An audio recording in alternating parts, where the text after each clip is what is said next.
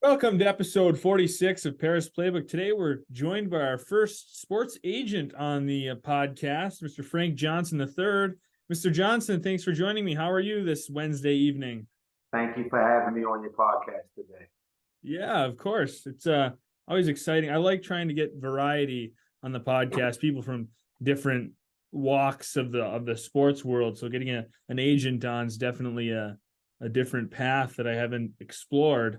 But you were not originally in the sports world. You started your career as a teacher in the Baltimore public school system for about 10 years. So, coming out of college, was that what you wanted to do at the time? You wanted to be a teacher, or was that just kind of the job that was available?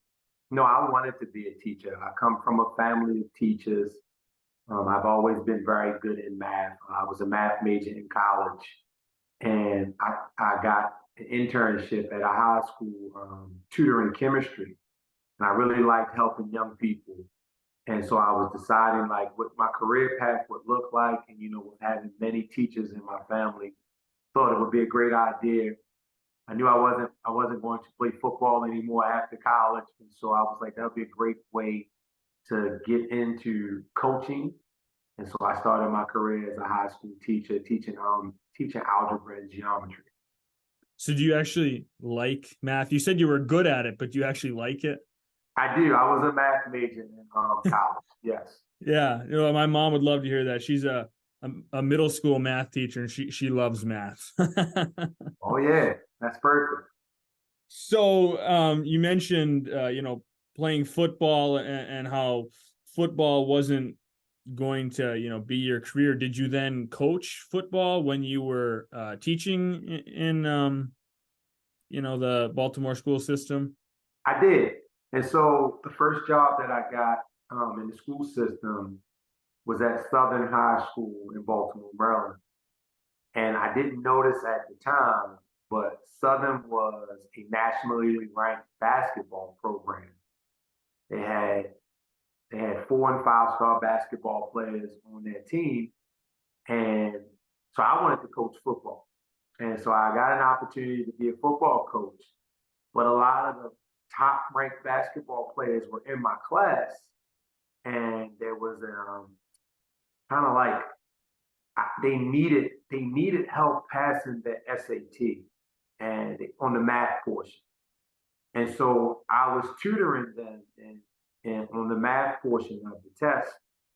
And two of the top recruits actually passed the SAT and signed really big scholarship offers. And I was like, wow, that's fantastic. But I'm the football coach and the algebra teacher, so it's like I'm not connected to the basketball world. But here's the thing: I love basketball. Like my dad loves basketball. He watches basketball all the time. I grew up watching the game with him. He would watch basketball any chance he got. With college, we would watch University of Maryland play. They had Lynn Bias at the time when I was a young man. Watch those guys play. Watch North Carolina.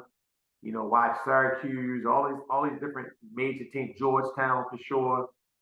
And we would watch that. We watched the Baltimore Bullets, which are now the Washington Wizards. They moved to DC and became the Washington Bullets, and then they changed their name.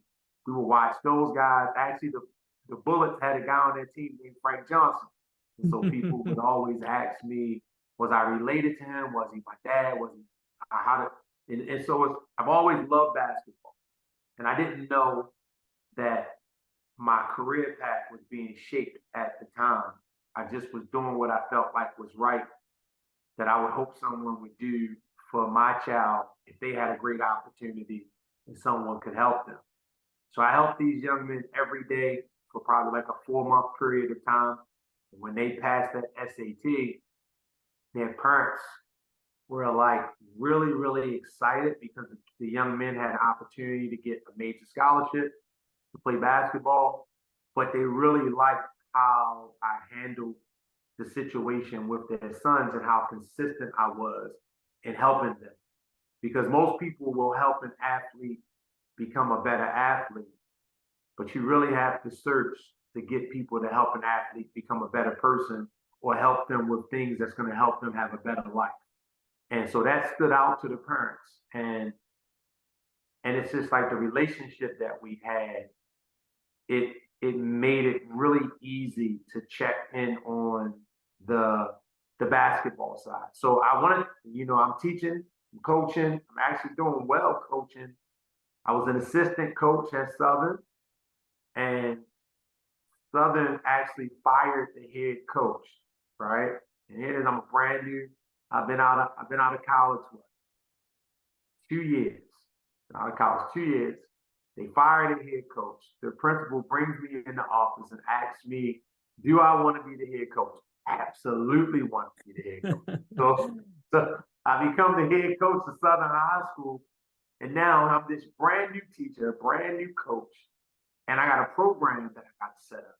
And so it was kind of tough because, like I said, Southern was a great basketball school, but their football team was not good. And I played at a really good high school in Baltimore. We lost one game while I was in high school. Wow. We won the championship 3 years in a row. I was able to go to college and play football in college. And so losing to me just didn't set right with me. But they had a fantastic national basketball program, and they had a mediocre football program. And I didn't understand it. I'm a young man, early 20s, and I'm saying to myself, like, I want to build my football program the way they do in the basketball program.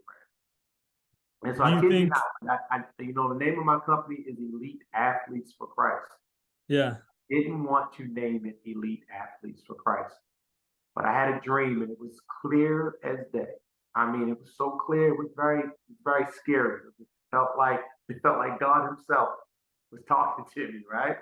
And yeah, He's like, "No, you have to name it Elite Athletes for Christ because it's not your company. You just are going to work for it." I'm like, "Oh, wait a minute." Like, because like the thing is, I was coaching football and I'm working with these athletes that got these big scholarships and had a dream about being an agent. But in that dream, it was like, "You're going to name this company Elite Athletes for Christ." And I was like, "Oh, wait a minute. I don't want to name it that because I don't want people to not want to choose it because what if they're not Christian? Because I am a right. Christian. I'm a man of faith. But I understand like the dynamics of sports. Everyone may not be a Christian. Yeah, That doesn't mean that you can't service them because the foundational principles of elite athletes for Christ is faith, integrity, and trust. And those foundational principles, it doesn't matter what religion you have, those foundational principles are universal. And so I started researching. I said, "You know what? I'm gonna be an agent, right?" I had this dream about being an agent and naming the company Elite Athletes for Christ. I said, "Okay, I'm gonna be a football agent." Well, I got my football license, but basketball has been the calling card.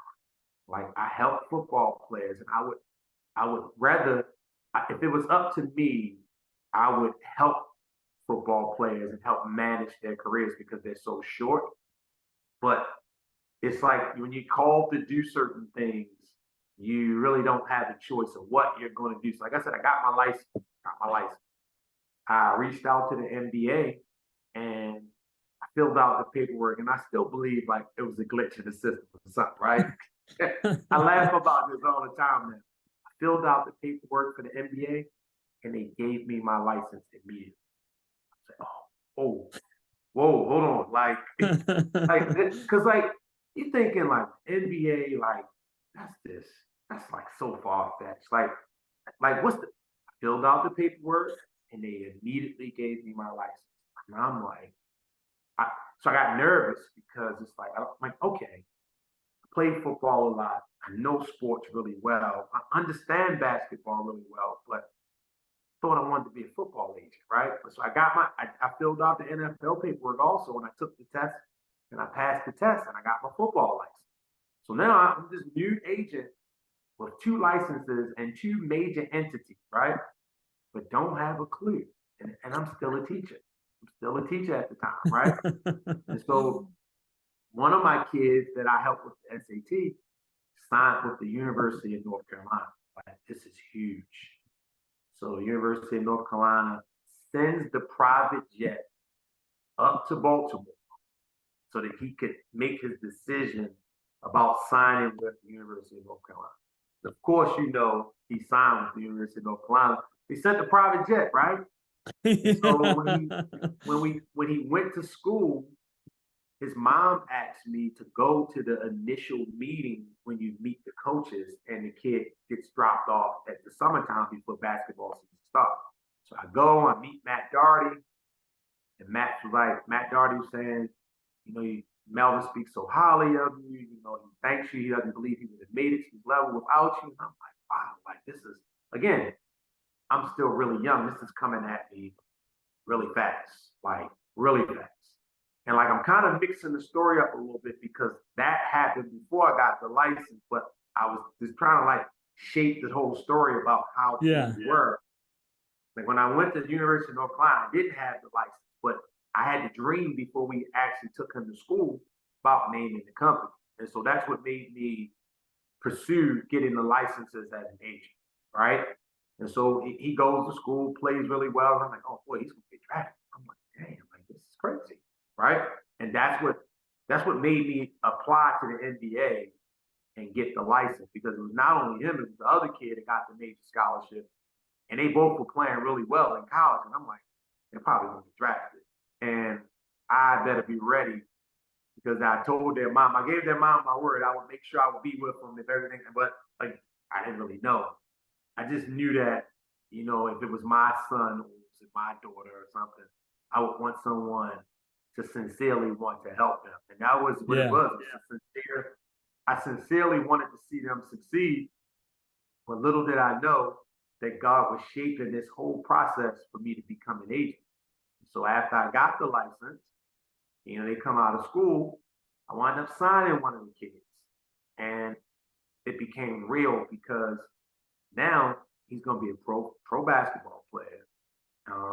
But he breaks his ankle in 3 places trying out for the Denver Nuggets. And so like my first experience with being an agent was working with someone whose career got ended prematurely. Again, these are all lessons. When I look back, they're lessons about becoming an agent, right? Still a school teacher, but I got a chance to represent this kid. So he's not. But the thing that we always talked about, which made so much sense, and I still speak to my athletes about this today. You have to prepare for your career as if your career is going to end tomorrow, today. And so when you do that, the transition is a lot less painful and you can prepare better. When you're preparing for it when it hasn't happened, it makes it easier for the transition. And so he had graduated from school a year early, got his degree, and he got a job. He comes from a family of police officers, and so he got a job with the FBI. And I'm like, wow. So your career wasn't a failure. You were able to go to college for free, play the game that you love, and when you got injured, you were able to transition into the career that you wanted to do when you were going to stop, what you were going to do anyway after you were playing basketball. And so it was a win-win. And I was like, okay, I understand what's happening. So we're working. This is like 2005. Like I said, I'm still a school teacher. And more players are reaching out. Baltimore is a hotbed for high-level basketball players. And so there's going to be a kid that comes out of this region every year that's going to be eligible probably for the NBA. And that's what intrigued me most about being an NBA agent, because you always have a kid that's in your region that has an opportunity at the highest level. It doesn't make recruiting easier, but it makes recruiting more manageable because now you don't have to travel to recruit. The player is actually in your city. And most of the time, because the basketball community is so small, you usually know the player's parents and you can reach out. And, if you do a really good job with one player, other parents call, and it's like a cylindrical thing where more and more people reach out to you as you do a good job with the player. And so Baltimore has been good to me, but other areas of the country have been even better. And so it's like now, like as I'm seasoned in this world, I try very hard to not recruit Baltimore, unless I know for a fact the kid's going to be an impact player, because there's a lot of expectation and a lot of disappointment with being a professional athlete. And you don't want to get caught if there is disappointment. Like, and so like I'm very, very strategic about that. Now, if I feel like the kid is at that level, of course we're going to recruit them like we recruit anyone else. But we take very, very precautionary measures when it's a kid from this region, because it's unforgiving in the Baltimore area. You know, we have high level basketball players, and people do not forget if the deals don't go right. And so I've been blessed to have an unscathed record over these 19 years, and I hope that it stays that way. But that's because, like I said, I'm very, very careful about how I approach an athlete from my hometown, because I know how much is riding. Yeah. It's kind of interesting that you're, like you said, you're a football guy, and most of the time we can't see our own paths. We can't see it. I like to think of it as a puzzle. We can only see one little piece of the puzzle, but we don't know what it's going to look like when it's done. And then you end up with basketball players. And it sounds like it kind of blew up a little bit faster maybe than you expected. You said you were still a teacher and you're doing all this stuff and everything's kind of falling into place. So at what point did you have to decide, hey, I can't do both anymore? I got to stop teaching and just solely focus on that, being an agent. And so it is again. So my high school that I went to it's not anymore. And it's so sad. It was a powerhouse in football. And so again, I was coaching in Baltimore City. And so I got the opportunity after I had left Southern High School to coach at my alma mater, coach football. And this one team that we coached on had 3 pros at the same time. Like, they had a kid that played for the Ravens when the Ravens won the Super Bowl. Another kid played for the Lions. Another kid played for the Panthers. And they were all on the same high school team. And I had the pleasure of coaching these young men. And so I created, again, I had another kid. He needed help in his math work. I said, it's only something like that's connected to this math piece. And that's why I love school so much, because it opens up so many opportunities. Because when you speak to a kid and you speak to a parent, and they know that you have many other great layers to you as a person, it gives you an opportunity and advantage that's different than a lot of other agents and how they approach it. And so it's like this kid needed help with his pre-calculus. And so we have a whiteboard in the coach's office. He would come in every day before practice. Coach, I had this problem. Can you help me with this problem? And so we'd do the problem. He was amazed that, because, a lot of times kids always challenge, right? They want to see if you can do something.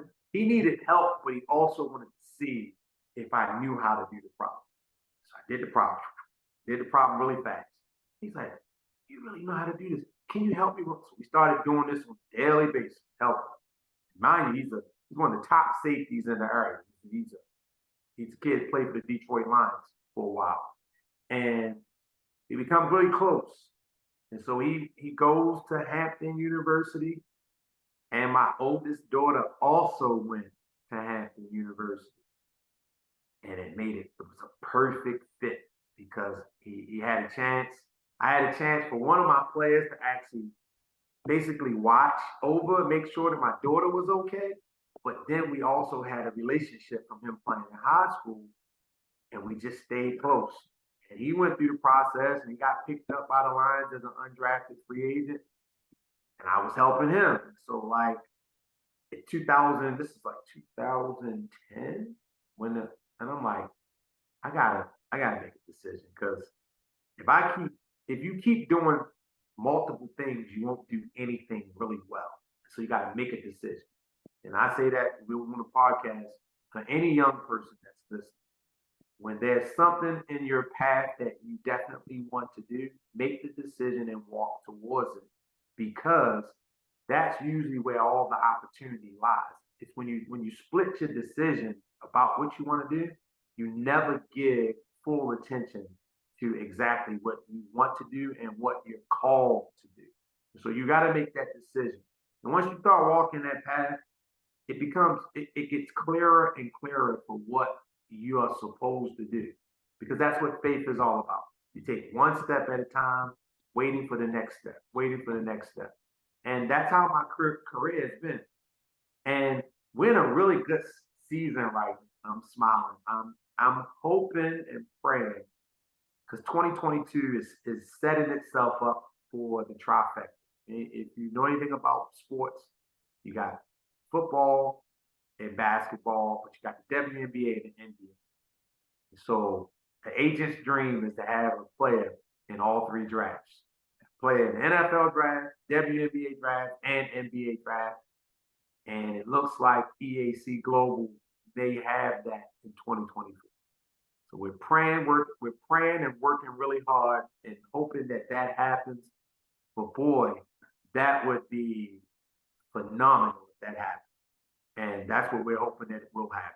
So 2024 is a big year coming up for us.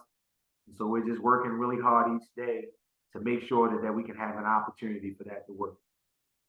Yeah, that would be super exciting. If you had an athlete going, I mean, those are some of the biggest, obviously, sporting in the world. So if you had one go get drafted in each, that'd be huge.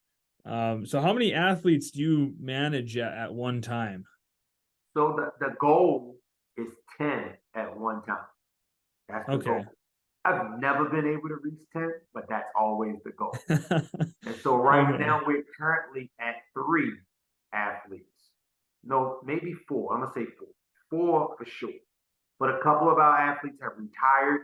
I represent a coach right now, and I represent a retired player that's a part of the NBA Retired Players Association. We're working on a really, really big opportunity with the Retired Players Association. And so this thing has just been going in a lot of different directions because I made a decision. And I'm really, really happy about that. And it's good when you know you're doing what you're supposed to do.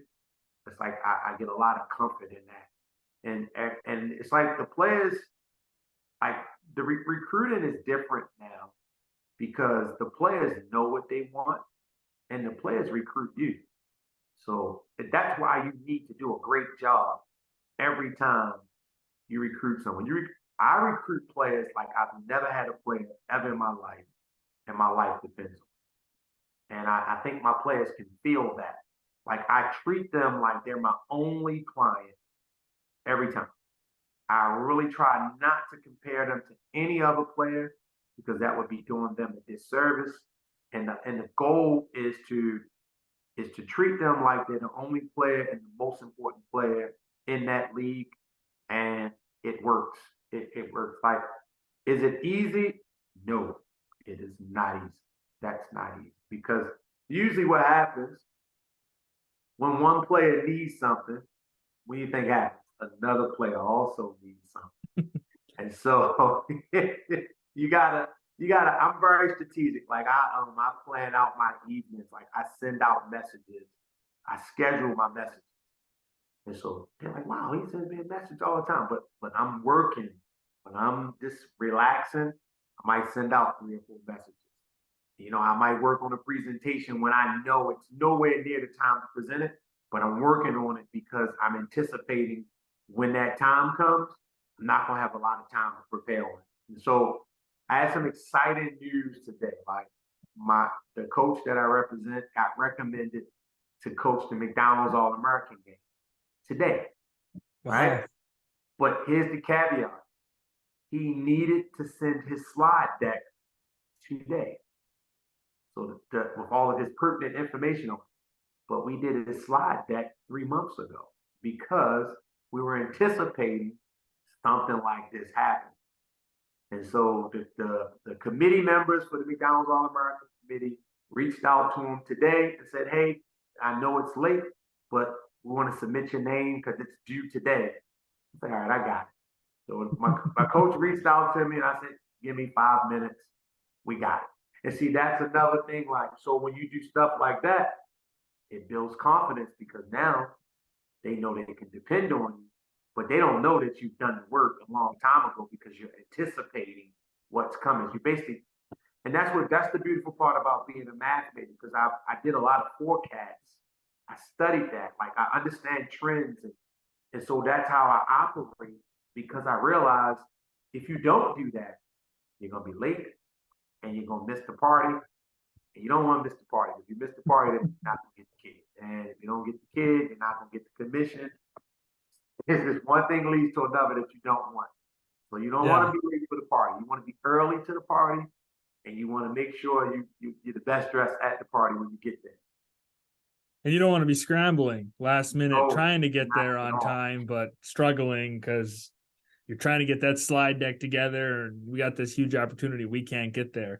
I mean, that's great advice, just kind of for all kinds of different things, to plan ahead the best you can, forecast and be ready, because you never know when opportunities are going to arise. I mean, that's the beautiful thing about life. Things just pop up unexpectedly when you're thinking everything all is lost. All of a sudden, boom, here comes an opportunity, and you got to be ready for it.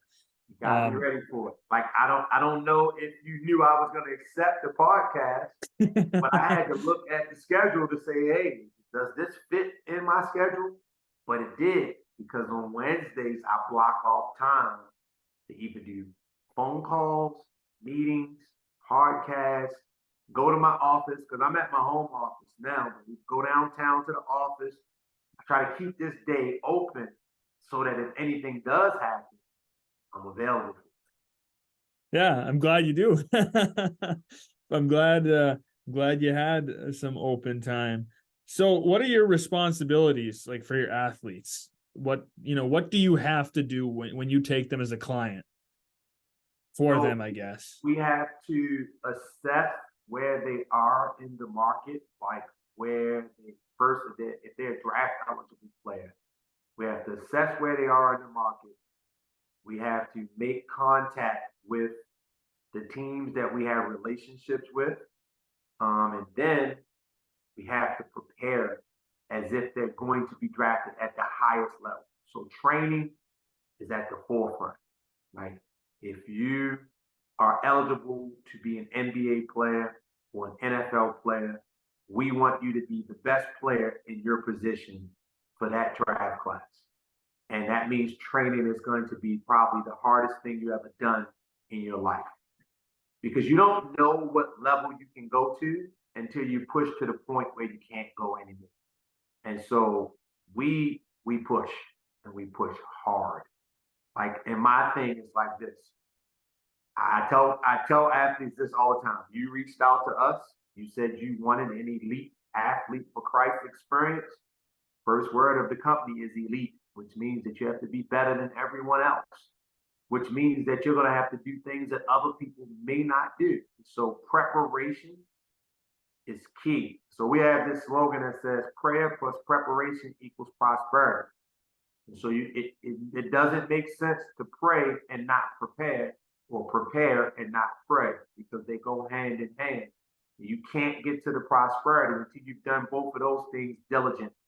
And so that's how we approach the beginning aspects.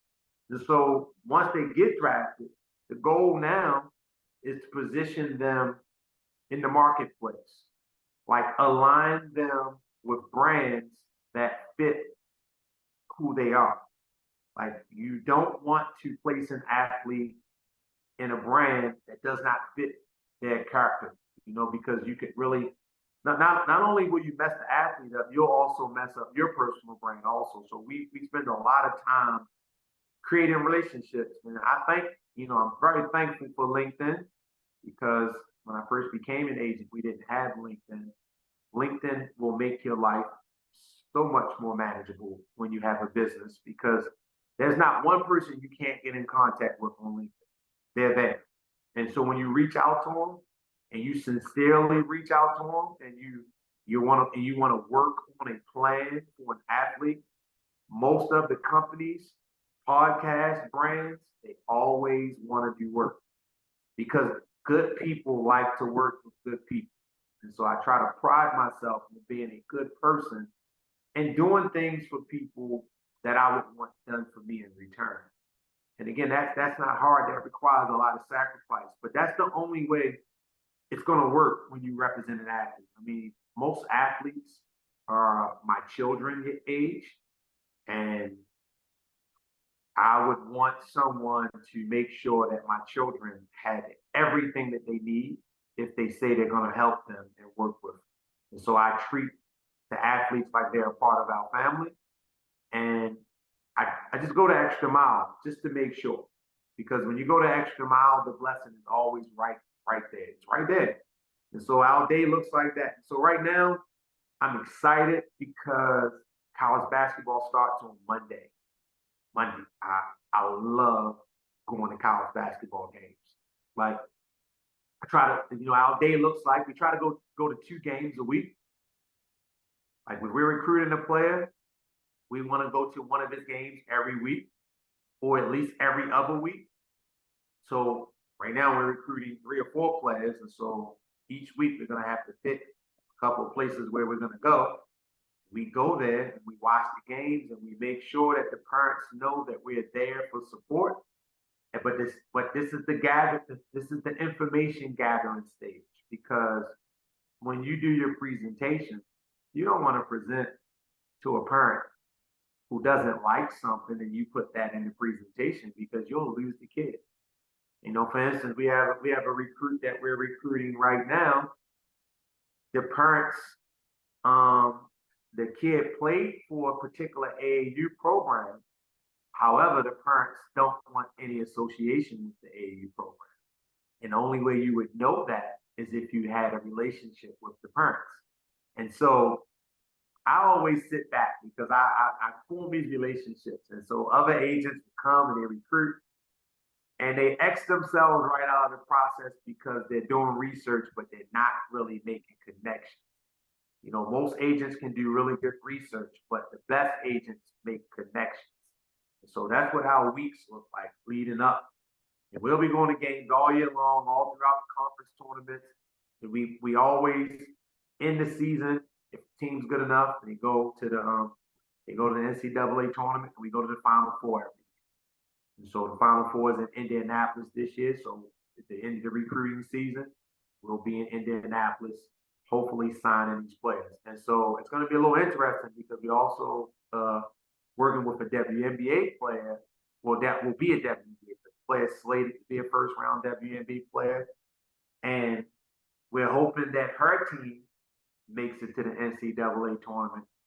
Because last year was really, really tricky. And I'll tell you why. So you heard about the Angel Reese and, what's that? Flo Johnson, her name, the basketball. Those 2 girls that played for LSU. They played so well that their viewership for their game was higher than the championship game between San Diego State and UConn. And so I was in Houston at the San Diego State UConn championship game, and more people went to Dallas for the LSU game. Right? And so it was just LSU. So it was just really, and so like women's basketball is taking off. And so this year I got to really watch how things unfold and prepare early, because it could be where the players that we recruited, one's playing in one tournament, the other one's playing in another tournament, and they're in 2 different cities. And so it's very hard to be 2 places at one time. Haven't mastered that yet, but I'm hoping that doesn't happen. So do you keep set, I work 8 to 5 every day, or if your athlete calls you at 8 o'clock at night, 9 o'clock at night, hey, I need something, are you there right away, or do you, like I said, keep kind of I only work from 8 to 5 or whatever each day? So I won't say I only work 8 to 5, but like I said, when you make connections, athletes know you have a family, and family comes first. If it's an emergency, then my wife understands. But if it's something that can wait till tomorrow, I always tell them I'll be in touch within 24 hours of the issue. Within 24 hours. Usually it can be right away, but if it's something that, if I'm out to dinner with my wife and my children, if it's not an emergency, I'm going to say, hey, I'll reach back within 24 hours. And they understand. Because again, we have these daily conversations about that. Like, if you keep your priorities straight, it makes it a lot easier to be an elite athlete. Like Kobe Bryant was very regimented with his schedule. Saint LeBron James very regimented with his schedule. LeBron James plans out his entire week and he doesn't miss one thing on the schedule. And so this is LeBron James, who could probably have someone else do all of the scheduling for him. He does it himself and he holds himself accountable. But again, and look how great of a play he is. So it becomes with, again, self accountability. You know, young ladies say they want to be an agent. The players are not your friends. They're not. They're people that you work for. And if you do a great job, they will become your friends.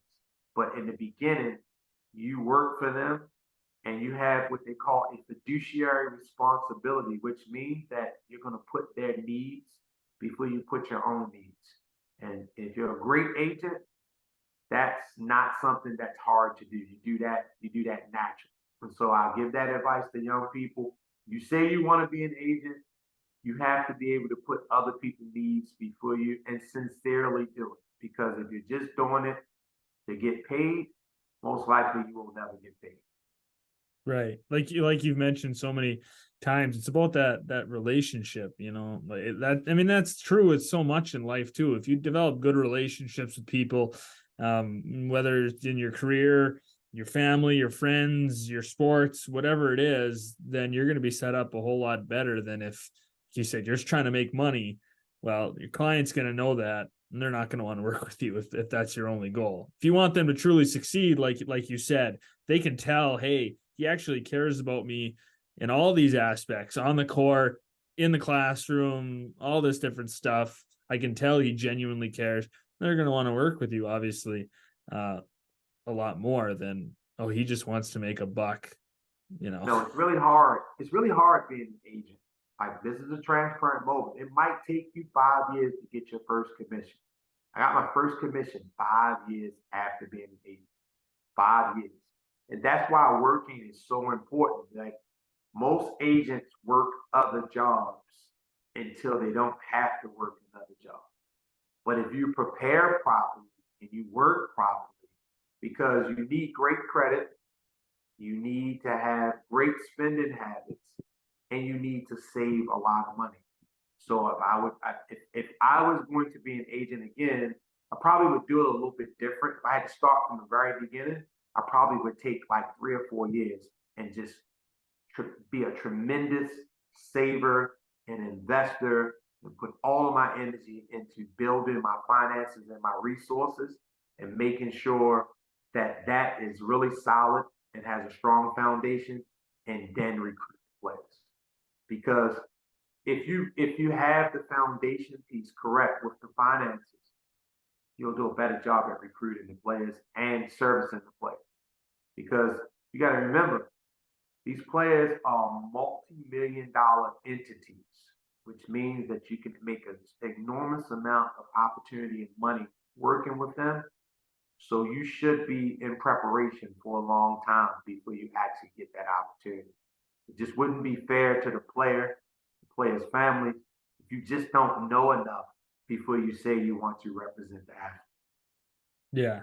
Yeah, totally. You got to plan ahead. And you were talking about money. I'm sure it'd be harder too if you were trying to make ends meet. You know, like, I need money right now to live, but I'm also trying to be an agent. You know, if you've got some money saved up and you're less stressed about that, then you can focus more on the agent part. And then when you get your first commission, you know, you get your first opportunity, you can dive in head first, and you're not stressed about trying to pay the bills because you already have that all planned out. Correct. Correct. Man, I'm glad you asked me to come on the podcast. It just brings it back full circle. Yeah. I love to teach. I love to help young people. I wish that I had resources like this, what I'm giving out right now, when I first started. I tried to work for other agencies and they wouldn't hire me because they felt like I would be competition. Because I live in Baltimore, and Baltimore has NBA caliber players every year. And so most agencies are thinking, if we hire him, all the players are going to want to go with him. So they wouldn't hire me. But I realized early on in the career, it wasn't meant for me to work with another agency. It was meant for me to lead and run elite athletes for Christ. Yeah. Well, I'm glad you came on podcast too, because you have a lot of great advice that you've given so far. And that's one thing I hope people get listening to the podcast, whether it's something that happened to an athlete and they went through some adversity and somebody else is going through a similar situation. You hear about it and it can help you, or whether it's a piece of advice somebody picks up. There's so much you can learn from listening to other people's stories. So I always hope that people listen and you can just pick up on something, throughout the podcast, the variety of guests. I mean, I've had different professional athletes, down to D3 college athletes or Division I athletes. I mean, all over the board. Everyone's got a unique story, and you can learn something from that story. Absolutely. And I appreciate being on. So what's your busiest time of year? Is it at the end of basketball season? You mentioned you might have a player in the Final Four, in both Final Fours, so you got two things going on at once. Is that your busiest time of year?